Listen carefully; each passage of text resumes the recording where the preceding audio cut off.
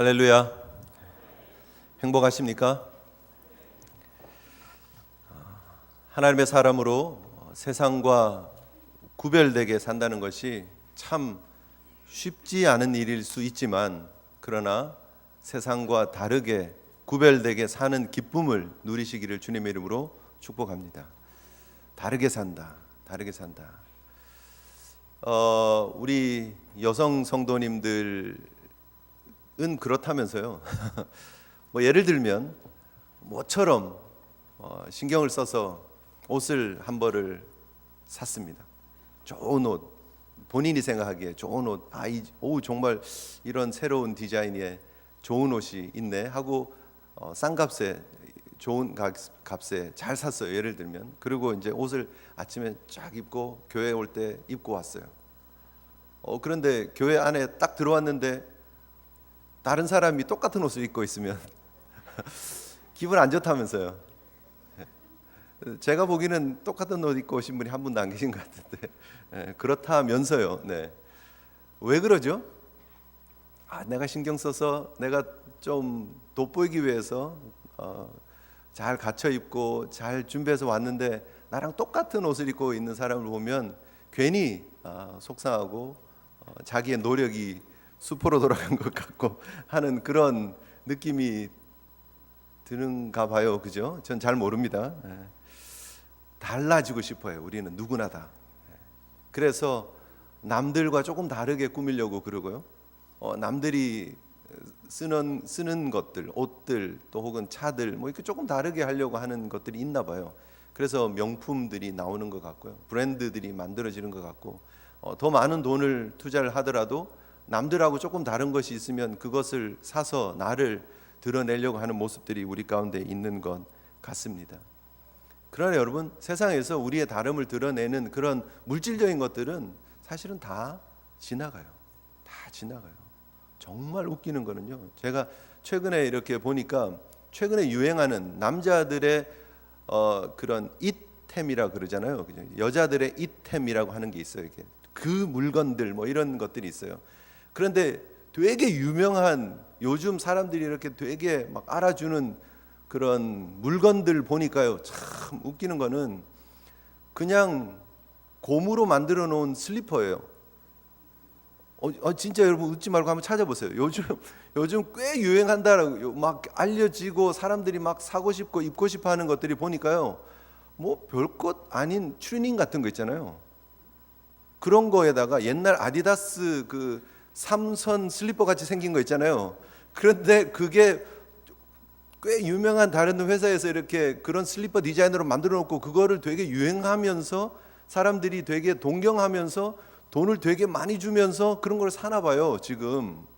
그래서 저는 도저히 이해가 안 되는데 사람들이 그런 물건들을 되게 소중한 것처럼, 가치 있는 것처럼 사고 관심을 두고 있어요. 왜 그럴까? 그게 유행이라고 생각하고, 그게 패션이라고 생각하고, 그게 내가 다른 사람과의 차별을 나타내는 것이라고 생각하기 때문이겠죠. 그럼 그거 다 지나가요. 다 지나가요. 아무리 우리가 우리 자신을 세상적인 그런 유행에 민감하게 우리 자신을 꾸민다고 하더라도 사실은 모르겠어요. 제 눈에 보기엔 되게 촌스럽거든요. 되게 촌스럽거든요. 뭐 옛날에는 샌들에 양말 안 신었잖아요. 요즘은 샌들 안에 막 까만 양말 신고 막 하얀 양말 신고 이상하게 하면서도 그게 패션이래요. 저는 이해가 도저히 안 돼요. 그런데 그렇게 하고들 돌아다니더라고요, 요즘 보면. 그렇게 다름을 나타내는 것이 멋진 삶이 아니고 하나님의 사람답게 살아가는 것이 멋진 삶임을 기억하시는 저와 여러분 되었으면 좋겠습니다.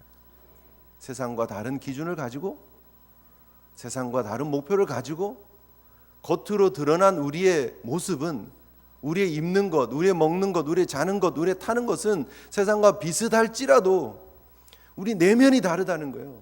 우리 생각이 다르고 우리 목표가 다르고 우리가 추구하는 바가 달라서 세상과는 다릅니다라고 말할 수 있는 좁은 길 걸어가는 하나님의 백성들 되시기를 주님의 이름으로 축복합니다.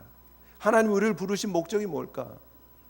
하나님께서 우리를 부르신 목적을 우리 지난 시간에 하나님께 예배하고 하나님을 섬기기 위함이다 라고 말씀을 드렸습니다. 출애굽시켜서 노예의 상태에서 건져내셔서 자유민으로 삼아주신 하나님의 뜻은 그들로 하여금 나를 섬기게, 나를 예배하게 하기 위함이다라고 말씀을 드렸고요.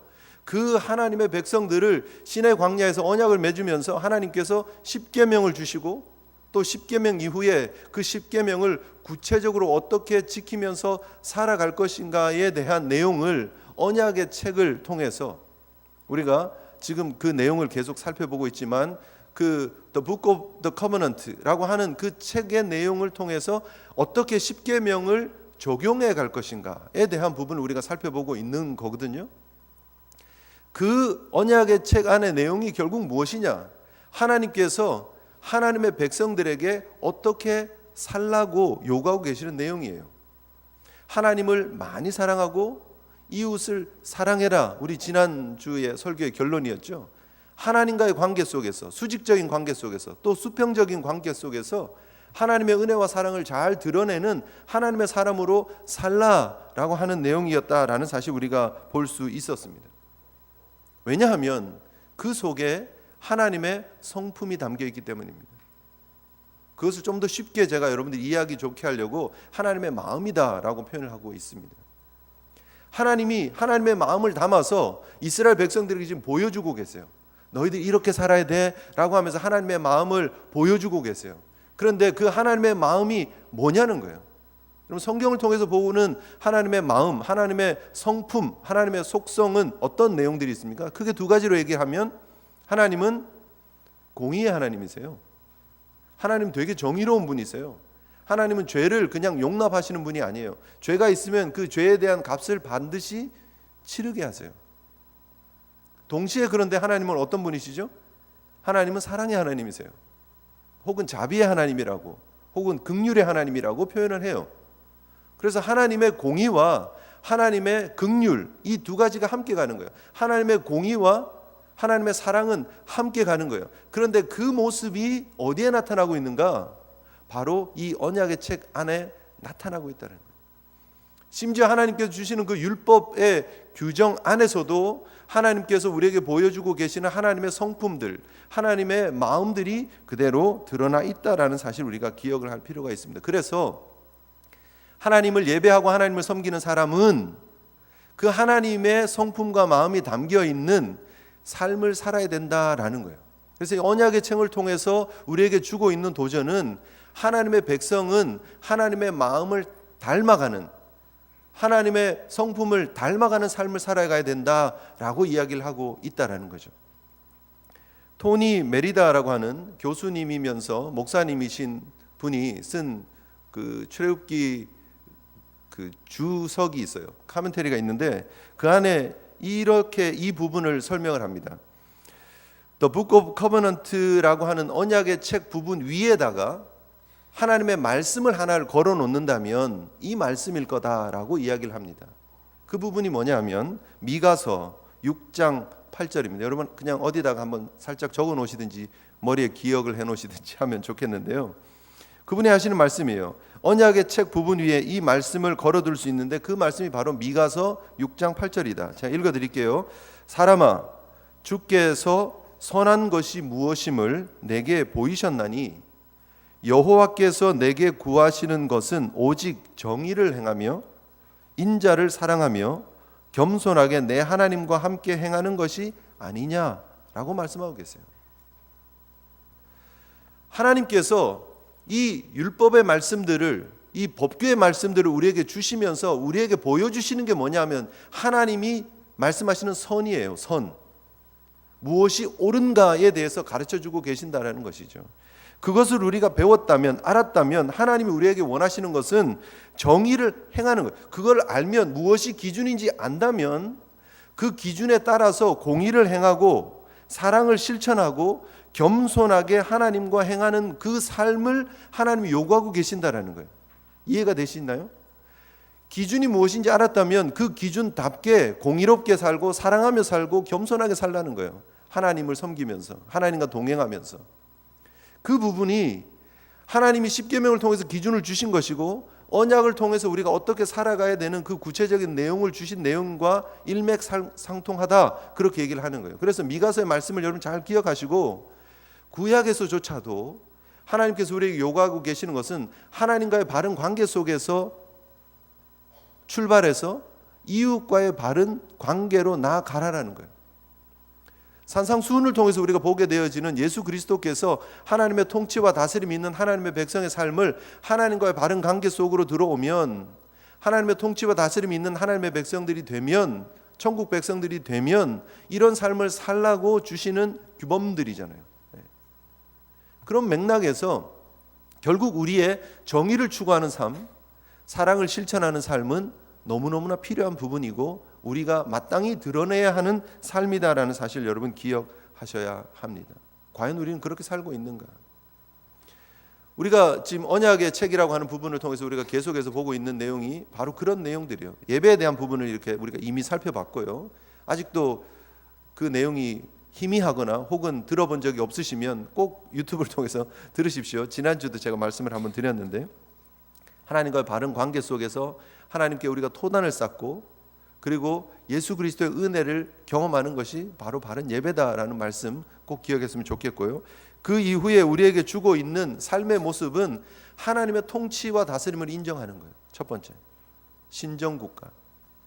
두 번째는 우리가 하나님으로부터 은혜 받은 공동체라는 사실을 기억하는 거예요. 종되었다가 해방되어진 하나님의 백성이다라는 사실. 그래서 우리가 바른 삶으로 나아가야 된다라는 거였어요. 이유가 분명해요. 내가 먼저 은혜 받았기 때문에, 하나님께서 나에게 은혜를 베풀어 주셨기 때문에 내가 이런 삶을 살아가는 거예요. 내가 이런 삶을 살면, 바른 삶을 살면 구원받는 게 아니에요.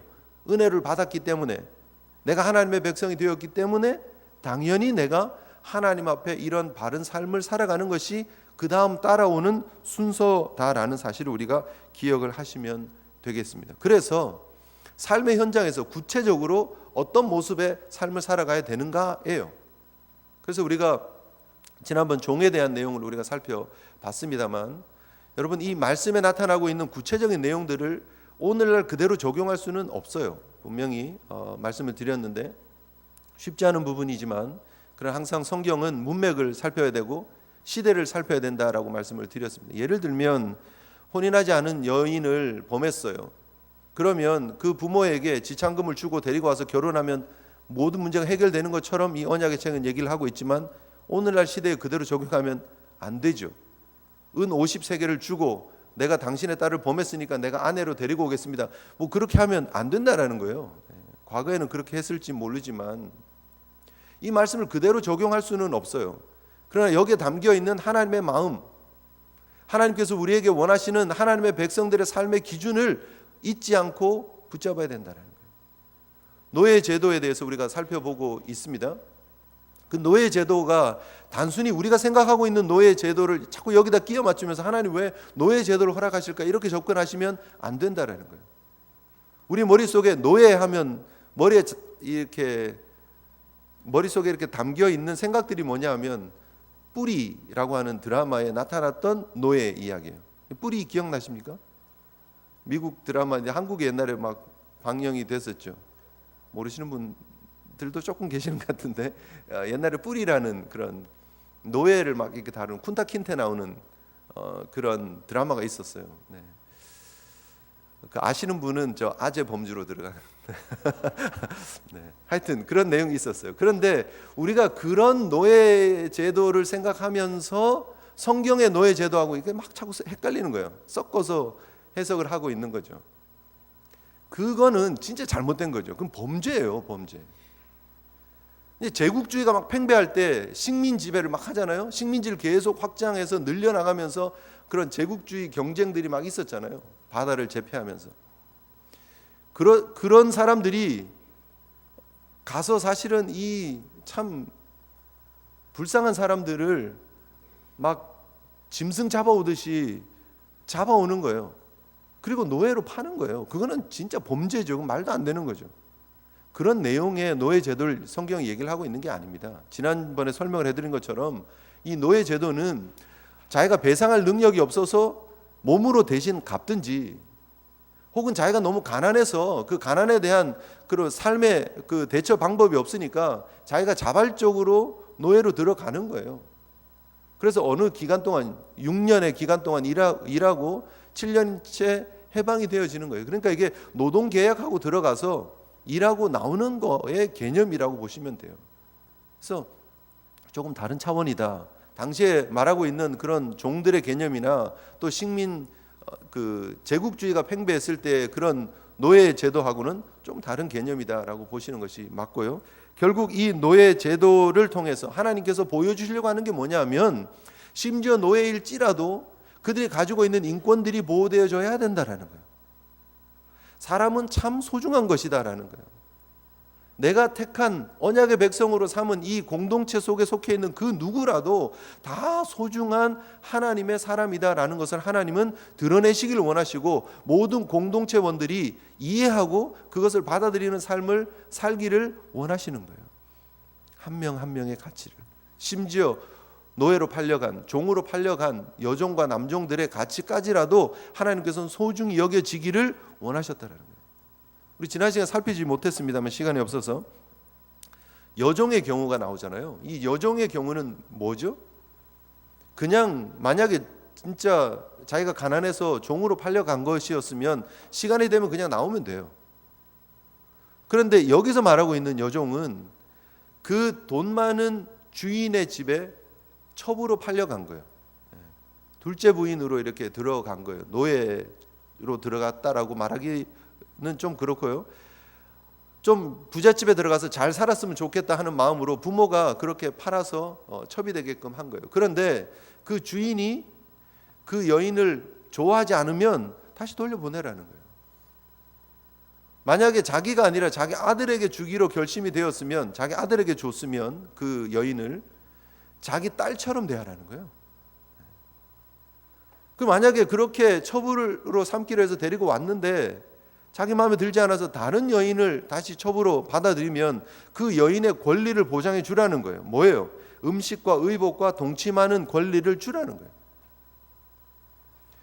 대책 없이 그렇게 막 데리고 있으면 안 된다는 거예요. 그 권리를 보장해 주고 그 여인의 인권을 보장해 주라라는 것을 이야기를 하고 있습니다. 하나하나 세부 사항을 잘 살펴보면 그 속에 하나님 되게 바른 공의를 이야기를 하세요. 정의로운 부분들을 이야기를 하고 계신다라는 거죠.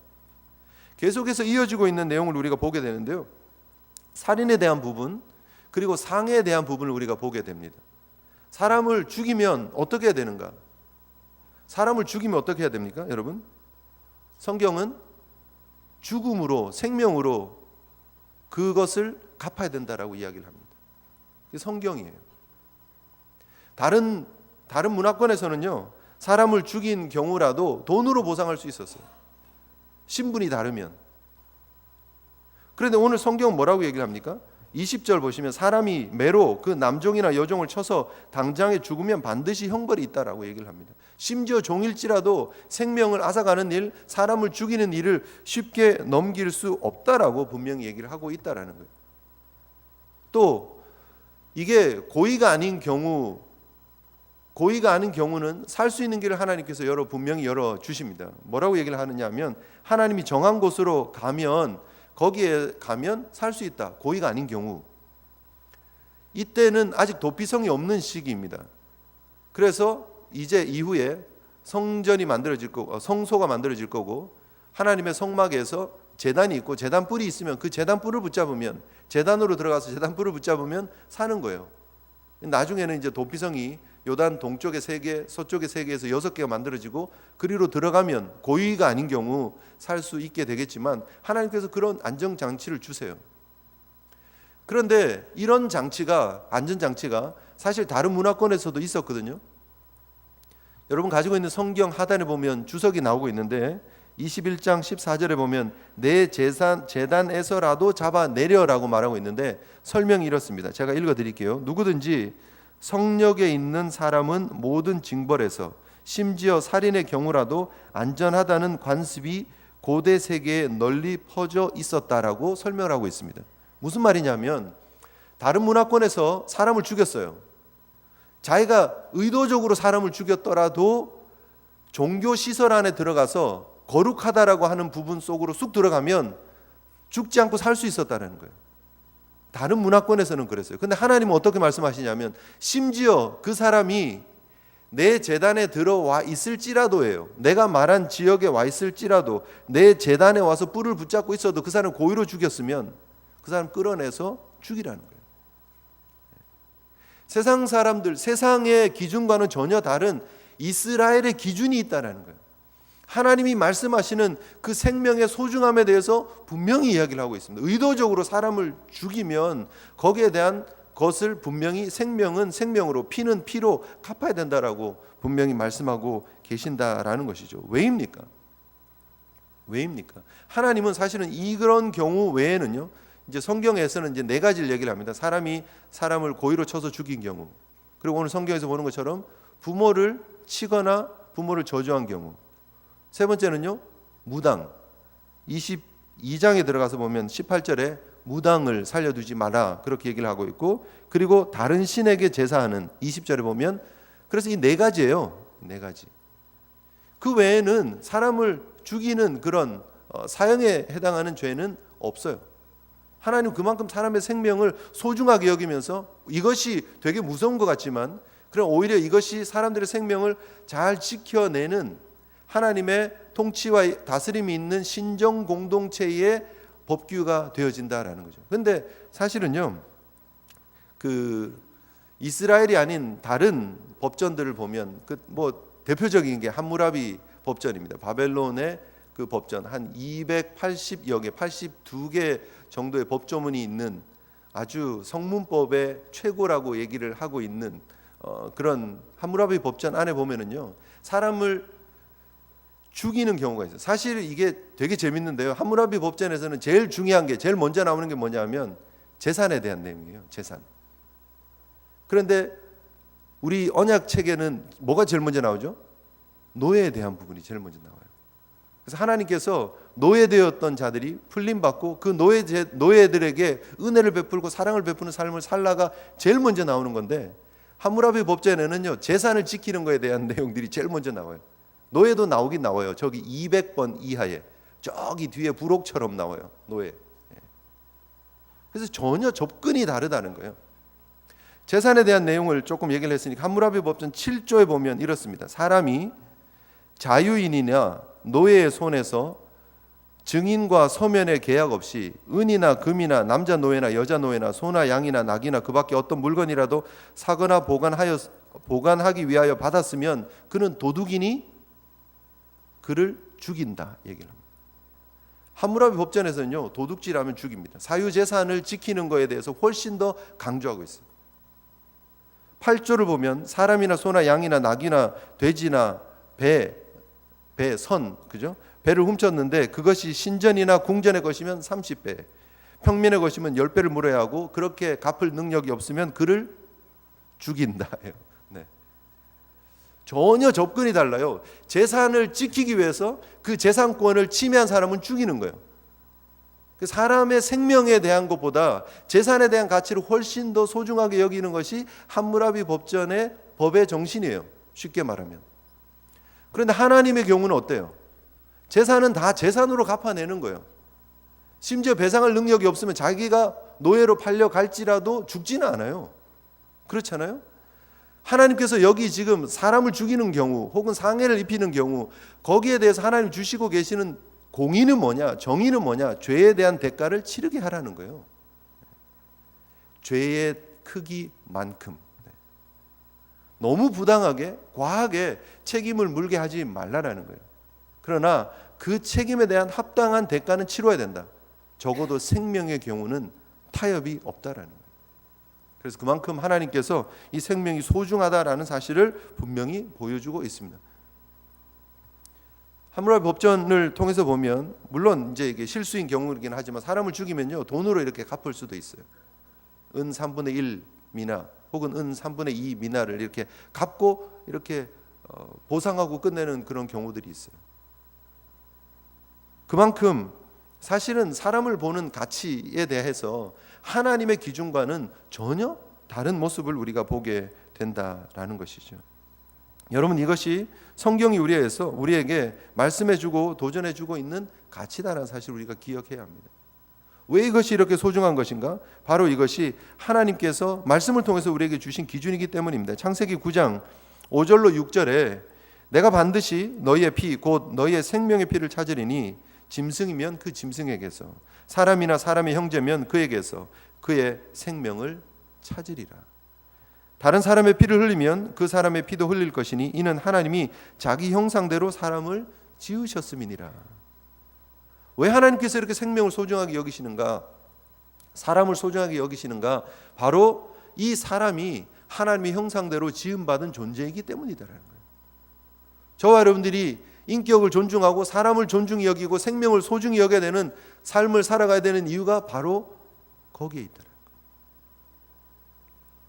여러분의 삶 가운데 과연 사람을 대하는 모습들이 어떠한지, 사람을 대하는 나의 마음 자세가 어떠한지를 여러분 잘 점검해 보시고 하나님이 원하시는 그런 믿음의 모습들, 하나님이 원하시는 은혜와 사랑을 드러내는 모습들이 우리 가운데 나타날 수 있기를 소원합니다.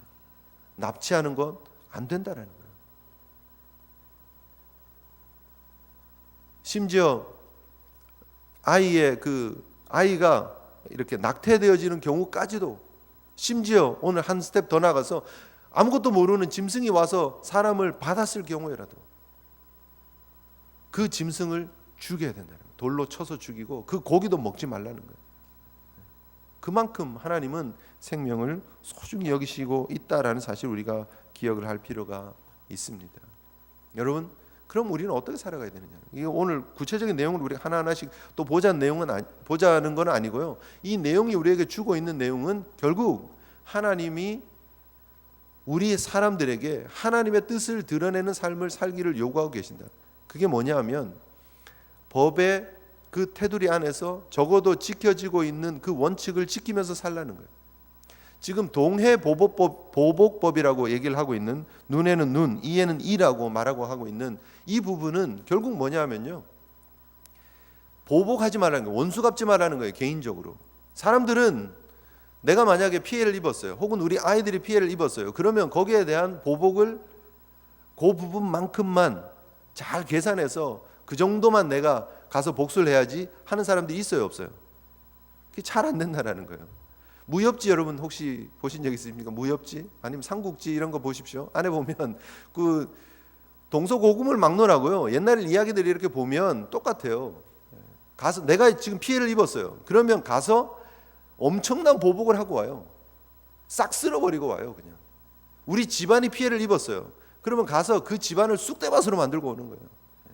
그게 보복의 심리예요. 사람들이 가지고 있는.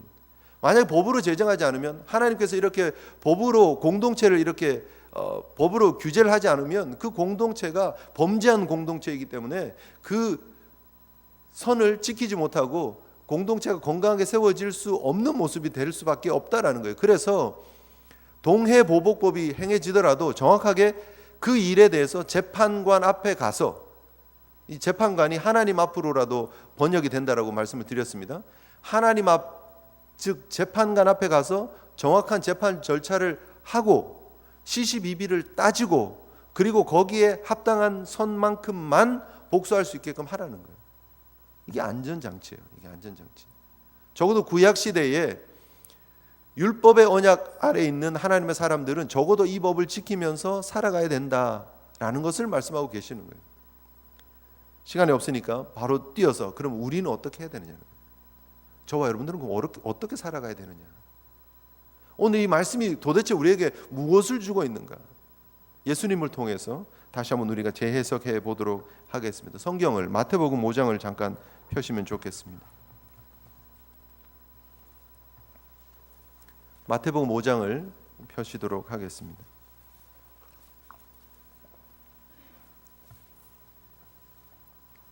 신약성경 6페이지입니다. 5장 21절, 22절 우리 같이 한번 읽겠습니다. 시작. 옛사람에게 말한 바 살인하지 말라. 누구든지 살인하면 심판을 받게 되리라 하였다는 것을 너희가 들었으나 나는 너희에게 이르노니 형제에게 노하는 자마다 심판을 받게 되고 형제를 대하여 라가라 하는 자는 공회에 잡혀가게 되고 미련한 놈이라 하는 자는 지옥불에 들어가게 되리라. 이게 예수님께서 새롭게 해석해 주신 율법의 재해석이에요. 하나님의 통치와 다스림이 있는 하나님의 사람들은 이렇게 산다라는 거예요. 결국 죄성을 가지고 있는 우리 인간들에게 하나님께서는 살인하면 그 살인에 대한 대가를 치르게 된다, 생명으로 갚아야 된다라고 말씀했지만, 살인이 아닌 경우일지라도 살인의 의도를 가지고 미워하고 형제를 향해서 욕하고 형제를 향해서 저주하게 되면 이런 심판을 받게 된다라고 말씀하고 계시는 거예요. 궁극적으로 예수님께서 말씀하시는 게 뭐예요? 이웃과 화평하고 이웃과 사랑하며 지내라는 거예요. 심지어 뭐라고 말씀을 하시냐면 23절에 그러므로 예물을 제단에 드리려다가 거기서 내 형제에게 원망 들을 만한 일이 있거든, 그것이 생각이 나거든, 제단에 예물 두고 먼저 형제하고 가서 화해하고 다시 돌아와서 제사를 드리라는 거예요. 뭐가 더 중요하다고요? 형제와의 관계 속에서 하나님의 영광을 드러내는 삶을 살아가는 게 중요하다라는 거예요. 이만큼 중요하다라는 거예요. 오늘 뒤로 조금 넘어가십시오. 38절 보시겠습니다. 38절부터 42절까지 같이 읽겠습니다. 시작. 또 눈은 눈으로 이는 이로 갚으라 하였다는 것은 너희가 들었으나 나는 너희에게 이르노니 악한 자를 대적하지 말라. 누구든지 내 오른뺨을 치거든 왼쪽도 돌려대며 또 너를 고발하여 속옷을 가지고자 하는 자에게 겉옷까지도 가지게 하며 또 누구든지 너로 억지로 오리를 가게 하거든 그 사람과 심리를 동행하고 내게 구하는 자에게 주며 내게 꾸고자 하는 자에게 거절하지 말라. 이것이 우리 주님께서 해석하신 천국 백성들의 삶의 모습이다라는 거예요. 율법을 통해서 우리가 출애굽기 21장을 통해서 보고 있는 생명은 생명으로, 눈에는 눈으로, 이는 이로, 된 것은 된 것으로, 상하게 한 것은 상하게 한 것으로 라고 말하고 있는 그 최소한의 안전장치를 훨씬 뛰어넘는 삶을 살아가야 된다는 거예요. 저와 여러분들이 붙잡아야 될 기준은 바로 예수님께서 재해석해 주신 하나님의 말씀이다라는 거예요. 우리가 어떤 모습으로 살아가야 되느냐. 적어도 출애굽의 은혜를 받았던 구약시대 백성들이 살아가야 되는 기준이 이 정도였다면 예수 그리스도의 십자가의 은혜로 구원받은 하나님의 사람이라면 이것을 훨씬 초월하는 하나님의 기준에 합당한 삶을 살아가야 된다는 거예요. 율법의 언약으로 구원받은 하나님의 백성들도 이 정도의 삶을 살아요. 법이 요구하고 있는 그 테두리를 넘어가지 않고 눈에는 눈, 이에는 이였어요. 사실 되게 본성에 거스리는 거라고 말씀드렸습니다. 우리 아이가 어디 가서 막 다쳐왔어요. 그러면은 사실은 그것보다 훨씬 더 큰 것으로 갚고 싶어하는 마음들이 막 부글부글 일어나는 게 우리의 마음속에 있잖아요. 사실은 만약에 법이 금하지 않았다면 사실 우리도 그렇게 똑같이 행할 수 있는 심성들이죠.